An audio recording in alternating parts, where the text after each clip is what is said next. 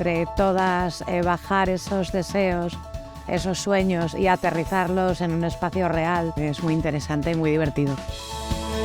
Prozesu parte hartzailea oso interesgarria iruditu zait, ze talde gaztean egin dut lan, orduan uste dut beti dagoela ondo ezagutzea beste neskeen ahotsak. Elkarlana sustatu aldugu eta elkarren aurkako aurre iritziak eta beldurrak ere baztertuz, batzen gaituena balioan jarri eta hortik abiatu.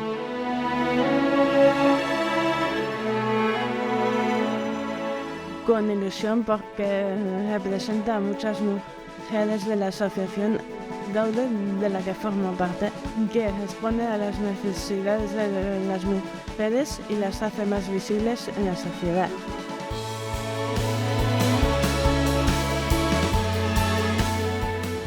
Yo creo que tiene que ser un espacio acogedor, un espacio permeable. Referentzia bat izaten, edozein arazoren aurrean nora jo jakiten. Nos vamos a juntar mujeres de distintas edades, de distintos orígenes, de distintas capacidades. Y es muy necesario, ¿no? Pentsatzen dut polita izan dela.